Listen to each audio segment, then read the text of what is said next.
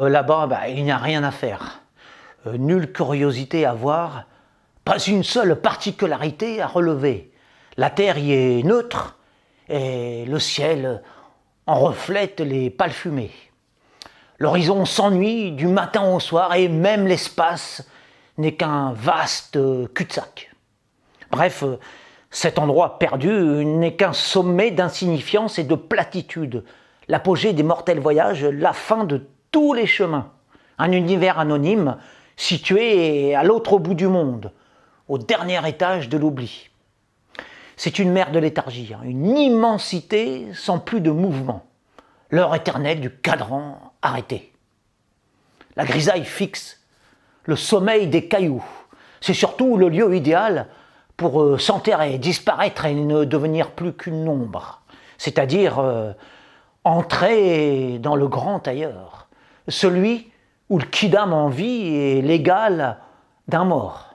Et pourtant, dans ce gouffre d'inertie où je ne cesse d'aller et venir, de monter et de descendre, de me brûler l'esprit et de me glacer la peau, il se passe 1000 petits riens qui suffisent à meubler chacun de mes jours et faire déborder mon âme de joie austère. Dans ce pays reculé de notre siècle, le moindre événement, à hauteur des vaches, prend des dimensions cosmiques. Un piquet tordu, un bosquet sous le vent, un bruissement dans les herbes, et c'est un coup de tonnerre dans l'azur. Une aventure qui me poursuit jusque dans mes rêves.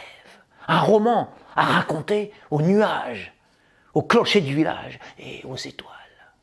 Dans ce royaume à part où le dérisoire est roi, aucune des journées ne s'annonce dans le fracas. Tout arrive à pas feutrés, sous le calme et le silence de cette planète des pissenlits où personne ne veut s'exiler, le fétu de paille est une enclume et la brise du printemps une tempête. En ces rivages isolés que je vous relate avec ce sombre lyrisme, le minuscule se transforme en prodige et les plates choses en montagnes. Au premier abord, vous n'y trouverez certes pas grand-chose d'éblouissant, mais sous votre semelle, en profondeur, par-delà les apparences, vous y verrez tout le reste. C'est là tout le mystère et le miracle de Clinchamp.